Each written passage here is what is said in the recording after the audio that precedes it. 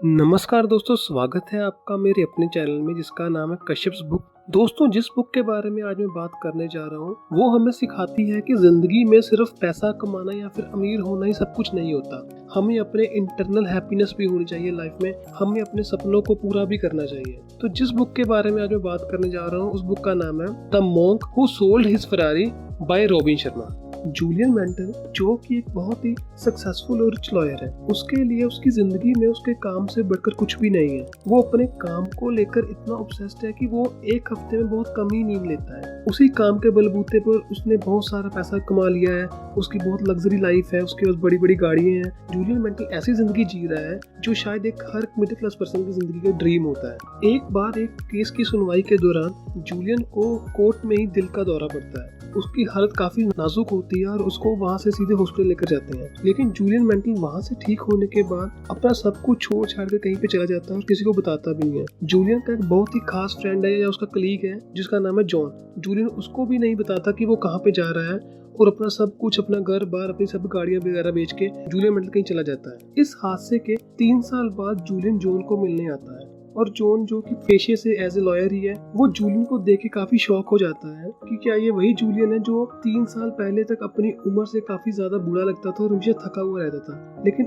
आज जिस जूलियन को वो देख रहा था वो काफी एनर्जेटिक लग रहा था, उसके चेहरे पे एक नूर था, चेहरे पे ग्लो था। जॉन जूलियन से पूछता है कि तुम यहाँ की अपनी इतनी अच्छी जिंदगी छोड़ के कहाँ पे चले गए थे। जूलियन कहते हैं कि मैं अपनी इस लाइफ से काफी बोर हो चुका था, मैं अपनी जिंदगी के आंसर फाइंड आउट करना चाहता था, इसीलिए मैं अपना सब कुछ यहाँ से छोड़ के बेच के मैं इंडिया चला गया था। वहाँ मैं काफी साधुओं से मिला, फिर धीरे धीरे काफियों से मिलते मिलते मैं हिमालय चला गया था। वहाँ पे हिमालय की ऊंचाइयों पे एक मठ था, मैंने अपनी जिंदगी के 3 साल वहीं पे लगाए हैं और मैंने उनसे बहुत कुछ सीखने को मिला। जूलियन कहते हैं कि मैं उस मठ में योगी रमन जी से मिला। आज जो जूलियन तुम्हारे सामने बैठा है ये उन्हीं की सिखाई हुई बातों के कारण है, उन्हीं ने मेरे को जिंदगी जीने का तरीका बताया है। तो जॉन पूछते हैं कि क्या आप वो बातें मेरे को बताएंगे जो आपने वहाँ पे सीखी। तो जूलियन कहते हैं कि उसकी एक कंडीशन है कि जो बातें मैं तुम्हें सिखाऊंगा, जो बातें मैंने वहाँ पे सीखी हैं, जो बातें मैं तुम्हें बताऊंगा, वो बातें तुम अपने तक सीमित नहीं रखोगे। जिस किसी जरूरतमंद को जरूरत होगी आप वो बातें उनको भी सिखाओगे। जूलियन बताते हैं उस मठ में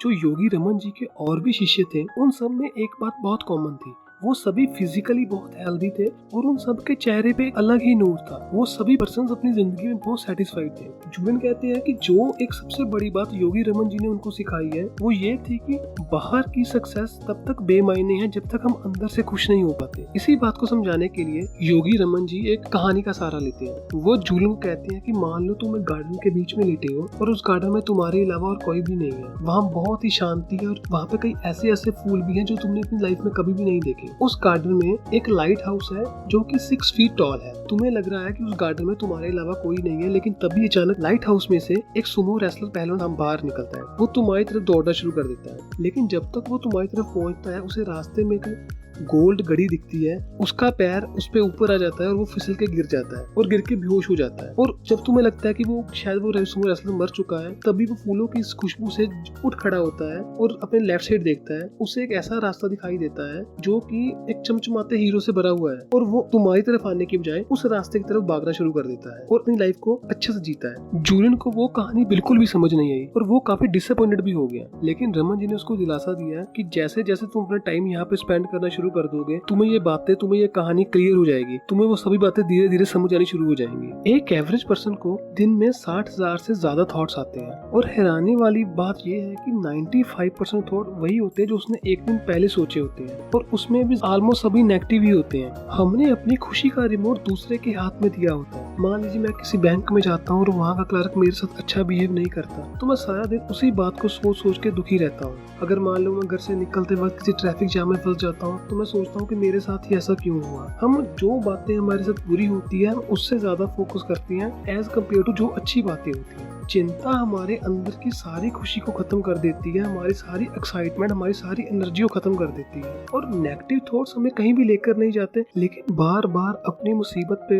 फोकस करने से अच्छा है उसका सोल्यूशन ढूंढने की कोशिश करें। बार बार वो बातें सोच के दुखी होने के बजाय है उसको ओवरकम करने की कोशिश करें। इस बुक में एक बहुत ही बेहतरीन टेक्निक बताई है जिसका नाम है ऑपोजिट थिंकिंग। ऑपोजिट थिंकिंग का मतलब है अगर हमें कोई नेगेटिव थॉट आता है तो हम थॉट्स को रोक नहीं सकते, वो हमारे दिमाग में आते रहेंगे, हम उसको रोक नहीं सकते, लेकिन हम उसको रिप्लेस कर सकते हैं किसी पॉजिटिव थॉट के साथ। उस मोमेंट को याद करने की कोशिश कीजिए जिसमें आप काफी खुश थे। वो चीज सोचिए जिसको करने में आपको मजा आता है। उस चीज के बाद सोचिए जो आपको खाने में अच्छी लगती है। मतलब उस नेगेटिव चीज से बाहर निकलिए। वो सोच के सिर्फ आप परेशान होंगे, आपकी एनर्जी डाउन होगी, उसका कभी भी आपको बेनिफिट नहीं हो पाएगा। हाँ, आप सोल्यूशन पे फोकस कीजिए, कैसे आप उस प्रॉब्लम को ओवरकम कर सकते हैं। पॉजिटिव थिंकिंग इस चीजों को ओवर करने का एक बेस्ट वे है। दोस्तों, मैंने बहुत सारी किताबें पढ़ी हैं और सब में एक बात बहुत कॉमन बताई गई है, positive thinking, positive thinking, positive thinking. मतलब लाइफ में कोई भी प्रॉब्लम हो, आप हमेशा अपने अच्छा सोचने की कोशिश कीजिए। लेकिन दोस्तों, ऐसी स्किल पैदा करना आसान काम नहीं है। कई बार कुछ सिचुएशन बहुत बुरी होती है, उन सिचुएशनों में पॉजिटिव बने रहना आसान काम नहीं होता। लेकिन योगी रमन जी कहते हैं कि अगर कोई पर्सन पॉजिटिव थिंकिंग की पावर को समझ लेता है और जिंदगी की हर सिचुएशन में, हर मोड़ पे अगर पॉजिटिव रहने की कोशिश करता है, तो उसकी लाइफ एक अलग ही डायमेंशन में चली जाती है।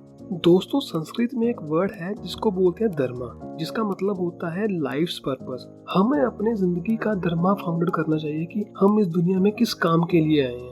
हमें अपने गोल्स को क्लियर करना चाहिए कि हमारी लाइफ का धर्मा क्या है, वो ऐसे कौन से काम है जिसको करने से हमें खुशी मिलती है। क्योंकि हम जब कोई काम करते हैं तो उसमें हजारों बार गिरते हैं, हजारों बार फेल होते हैं, लेकिन अगर वो काम कर रहे हैं मेरे को खुशी मिलती होगी, तभी मैं उस काम को कंटिन्यू कर पाऊंगा। अगर मान लो पीयर प्रेशर में आके, फैमिली प्रेशर में आके अगर मैं कोई और काम ऑप्ट करता हूँ, तो जब मैं फेल हो जाऊंगा तो मेरा वो काम करने को दिल नहीं करेगा। मैं दोबारा उठ के हौसला दिखा के वो काम कभी भी नहीं करूंगा। दोस्तों, एक बुक में एक बहुत ही इंटरेस्टिंग टेक्निक बताई गई है कि जब हम अपनी जिंदगी में कोई एम डिसाइड करते हैं, कोई गोल डिसाइड करते हैं, तो हमें वो अपना गोल को सभी अपने आसपास के लोगों को, अपने फैमिली मेंबर्स को, अपने दोस्तों को, अपने रिश्तेदारों को बताना चाहिए। ऑलमोस्ट हम इसका उल्टा करते हैं। जब हम अपनी एम रखते हैं तो हम कोशिश करते हैं अभी किसी को मत बताएं, क्योंकि पता नहीं हम सक्सेस हो पाएंगे कि नहीं हो पाएंगे, हमारा कुछ उस लाइन में बनेगा कि नहीं बनेगा। लेकिन इस बुक में बिल्कुल ऑपोजिट बताया गया है कि आप उस बात को सबको बता दो, इससे आप पे प्रेशर आ जाएगा। प्रेशर को बुरा मत समझिए, अगर हम उसको पॉजिटिव वे में ले तो प्रेशर एक बहुत बढ़िया चीज है। ये हमें अपने काम को करने के लिए मोटिवेट करती है, क्योंकि दुनिया में कोई भी अपने रिश्तेदारों, अपने दोस्तों, अपने फैमिली मेंबर्स के आगे फेल नहीं होना चाहता।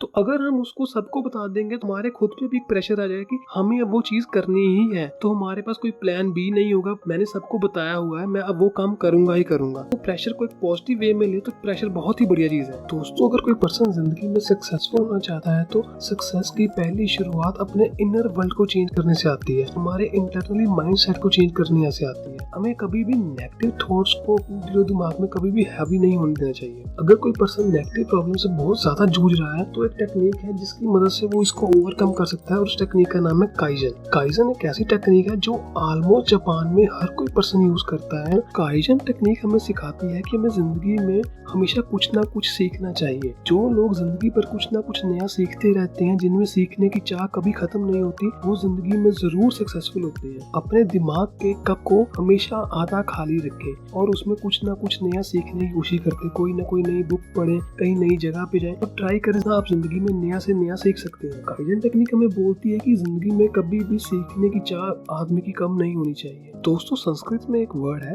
मंत्रा, जो कि दो वर्ड से मिलके बना है, मन प्लस तरा। मन का मतलब है माइंड और तरा का मतलब है फ्री, यानी कि ऐसे वर्ड्स जो हमारे माइंड को फ्री करने के लिए बने हैं। Design to free the mind, यानी कि दोस्तों हमें अपना माइंड को हमेशा फ्री रखना चाहिए, जो हमेशा नई नई चीजें सीखने के लिए रेडी रहे। और हमें कभी भी अपनी लाइफ को लेकर बहुत ज्यादा सीरियस नहीं हो जाना चाहिए कि जिंदगी में कि वो लाइफ हमें बोझ लगनी शुरू हो जाए। छोटी छोटी बातों में खुशी ढूंढिए, अपने मन को फ्री रखिए, जिस काम को करने से खुशी मिलती है वो काम कीजिए। और अगर कोई आप गोल अचीव करना चाहते हैं, कोई एम अचीव करना चाहते हैं, तो उस एम के साथ एक डेडलाइन जरूर लगा ले कि मैं इस एम को इस टाइम तक पूरा करूंगा। जब आप उसके साथ कोई टाइम पीरियड फिक्स कर लेंगे तो खुद ब खुद आपका माइंड उसकी तरफ दौड़ना शुरू कर देगा कि इतने टाइम के अंदर वो चीज को पूरे करने के लिए पूरी जी जान से मेहनत करेगा। दोस्तों, अगर आप जिंदगी में सक्सेसफुल होना चाहते हैं तो डिसिप्लिन की पावर को समझिए। इनडिसिप्लिन लाइफस्टाइल के साथ सक्सेस हासिल करना बहुत मुश्किल हो जाता है। अगर मान लीजिए आप लाइफ में फिट होना चाहते हैं तो आपको सुबह जल्दी उठना पड़ेगा, लेकिन जब आप सुबह 6 बजे का अलार्म फिक्स करेंगे, जब मॉर्निंग में उठने की बारी आएगी तब आप उठने की बजाय स्नूज बटन को प्रेस करके दोबारा सोने की कोशिश करेंगे कि अब ये सोचेंगे चलो 10 मिनट और सो लेता हूँ, 15 मिनट और सो लेता हूँ। राइटर कहते हैं कि ऐसे हम नहीं उठ पाएंगे, लेकिन उस टाइम पे आप खुद को ऐसे विजुअलाइज कीजिए जैसे आप फिट हो चुके हैं। आप वो मोमेंट सोचिए जब आप अपने ऑफिस में जाएंगे, जहाँ पर किसी रिलेटिव के पास जाएंगे, जब वो आपको कॉम्प्लीमेंट करेंगे कि आप काफी फिट लग रहे हो, वो मोमेंट आपको कितनी हैप्पी देगा, उस मोमेंट को सोचिए, तब आप जरूर लाइफ में जल्दी उठ पाएंगे। दोस्तों, अपने टाइम की कदर करना सीखें। जो बंदा जितनी जल्दी अपने टाइम की कदर करना सीख लेता है, वो उतनी जल्दी सक्सेस हासिल कर लेता है। आप अपने टाइम को वेस्ट करने की बजाय उनको किसी ऐसे कामों में लगाएंगे जिससे आपकी प्रोडक्टिविटी बढ़ जाए, जिससे आप फाइनेंशियली चाहे ना भी सही, लेकिन आप इंटरनली स्पिरिचुअली रिच होते हैं, तो अपने टाइम को ऐसी जगह पे यूटिलाइज करना चाहिए। और लाइफ में जितना हो सके लोगों की मदद कीजिए। अगर आप किसी की मदद कर सकते हैं, अगर भगवान ने आपको ऐसा बनाया है, आपको ऐसी पोजीशन पे रखा है कि आप उस जगह पे खड़े होकर किसी की मदद कर सकते हैं, तो हमें दूसरों की मदद जरूर करनी चाहिए। एक्चुअल में हम इस तरीके से भी हम खुद की मदद ही कर रहे हैं। जब आपको पता हुआ कि आपने एक पर्सन की लाइफ चेंज कर दी है, उसकी लाइफ में खुशियां भर दी है और उस खुशियों की वजह आप हैं, तो आपके दिलो दिमाग में ऐसी पॉजिटिव एनर्जी भर जाएगी कि आप लाइफ में कुछ भी हासिल कर सकते हो। आप अंदर से एकदम खुश हो जाओगे। दोस्तों, इस बुक में हमें एक ऐसी बात सीखने को मिलती है जो शायद हम सबको अपनी लाइफ में इम्प्लीमेंट करनी चाहिए। हमें अपने प्रेजेंट में जीना आना चाहिए। राइटर कहते हैं कि अगर मान लीजिए आप एक ब्रिज पे खड़े हैं, तो पास्ट वो चीज है जो आपको नीचे वाटर दिख रहा है, जो आपकी पहुंच से बाहर है, और फ्यूचर वो है जो आपको दूर सामने एक सूरज दिखाई दे रहा है, जिसको आप पहुंच नहीं सकते। आपके पास सिर्फ वो ब्रिज है जिसपे आप चल सकते हैं। तो अपने प्रेजेंट में जीना सीखिए, उस मोमेंट को जीना सीखिए। जो बातें बीत चुकी हैं, उन बातों की चिंता करके अपने आज के समय को खराब करना कोई समझदारी वाली बात नहीं है। हैप्पीनेस कोई मंजिल नहीं है, ये जर्नी है। हमें प्रोसेस में खुश होना चाहिए, ना कि उसके रिजल्ट में। इस बात को समझाने के लिए राइटर ने एक कहानी का सहारा लिया है। पीटर एक लड़का जो कि स्कूल में पढ़ता है, लेकिन वो कभी भी अपने प्रेजेंट को नहीं जीता। वो हमेशा जो चीजें उसकी पहुंच से बाहर है उसको सोचता रहता है। अगर वो स्कूल में होता तो वो सोचता रहता है कैसे स्कूल खत्म होने के बाद क्रिकेट खेलने चला जाए। जब क्रिकेट खेलने जाता है तो वो सोचता है उसको समर वेकेशन हो जाए और छुट्टियां उसको पड़ जाए और वहां पर खेलने चला जाए। मतलब उसके दिमाग में सिर्फ वो बातें चलती थी जो आने वाली है। वो जिस मोमेंट में जी रहा है उसके बारे में कभी नहीं सोचता। एक बार ग्राउंड में खेलते टाइम पीटर को एक जादूगरनी मिलती है जो कि 100 साल की और काफी बूढ़ी है। वो पीटर को एक मैजिकल बॉल देती है जिसपे एक धागा लगा है। वो पीटर से बोलती है, ये धागा तुम्हारी लाइफ का धागा है। जब तुम इसको खींचोगे, जितनी एयर निकलेगी इसमें से, वो टाइम उतनी जल्दी पास हो जाएगा। और पीटर वो देख के काफी एक्साइटेड हो जाता है। जब वो स्कूल में होता है तो अगर मान लीजिए उसका दिन काफी बोर जा रहा है, तो वो उस धागा खींचता है, वो टाइम झट से पास हो जाता है। जब कभी घर में आता है, उसकी माँ उसके किसी बातों पे डांट रही है, वो थोड़ा सा धागा खींचता है, वो टाइम 1 मिनट से पास हो जाता है। पीटर थोड़ी थोड़ी चीजें से खुश नहीं होता। वो एक दिन क्या करता है, वो काफी सारा धागा खींच देता है और काफी एयर बाहर निकालता है, जिससे वो जब इमेजिन करता है तो वो कॉलेज टाइम में पहुंच चुका है। वो काफी यंग लड़का बन चुका है और उसकी बहुत ही सुंदर गर्लफ्रेंड है जिसका नाम एलिस है, और उसके साथ वो काफी अच्छा टाइम स्पेंड कर रहा है। लेकिन वो फिर भी सेटिस्फाई नहीं होता और धागा खींच देता है। ऐसे करके वो लाइफ में काफी साल आगे चला जाता है और जब देखता है कि एलिस जो कि उसकी बीवी बन चुकी है, उसके बहुत ही प्यारे 2 छोटे बच्चे हैं। लेकिन धीरे धीरे टाइम पास होने के साथ साथ अभी भी पीटर की जिंदगी में खुशी नहीं है, सेटिस्फेक्शन लेवल नहीं आया। वो और धागा खींच देता है और देखता है कि वो 90 ईयर ओल्ड बूढ़ा हो चुका है, जिसके चेहरे पे झुर्रियां आ चुकी है। उसकी वाइफ एलिस जो कि थोड़े साल पहले मर चुकी है, और उसके बच्चे जो कि उसे छोड़कर अपनी लाइफ में आगे आगे बढ़ चुके हैं। और पीटर देखता है कि वो अपनी जिंदगी में एकदम अकेला हो चुका है, उसके आसपास कोई भी नहीं है। और वो टाइम को सोचता है, उन मोमेंट्स को सोचता है जो उसने बीत चुके हैं। वो देखता है कि मेरी लाइफ में कितना टाइम निकल चुका है जिसको मैंने कभी भी एंजॉय ही नहीं किया। मैं कभी अपने मम्मी डैडी के पास बार उनसे बातें नहीं की, कभी मैं अपने बच्चों के साथ फिशिंग करने नहीं गया। मेरी सारी लाइफ ऐसे ही बीत गई, मैंने जिंदगी में एंजॉय ही नहीं किया। और वो ऐसे ही सोचता होता तो उसकी आंख लग जाती है, और जैसे ही वो उठता है, वो जादूगर उसके सामने खड़ी होती है और उसके पूछती है कि क्या तुम मेरे गिफ्ट से खुश हो के नहीं। पीटर उसके आगे रोने लग जाता है और कहता है कि ये गिफ्ट नहीं था, ये मेरे लिए एक शराब था, आप इसे वापस ले लीजिए। उस जादूगर उसको बोलती है, अगर तुम्हें ये नहीं चाहिए तो मैं तुम्हें अब तुम्हारी लाइफ के उसी स्टेज पे वापस भेज दी जहाँ से तुमने गिफ्ट लिया था। और जैसे ही पीटर की आंख खुलती है, वो उसी जगह ऐसे बच्चे की तरह उसी ग्राउंड में होता है जहाँ पे उसको वो मैजिकल गिफ्ट मिला था। राइटर कहते हैं कि उसको तो अपनी जिंदगी में सेकंड चांस मिल गया, लेकिन हर एक को अपनी लाइफ में सेकंड चांस नहीं मिलता। ये कहानी सुनाने के बाद जूलियन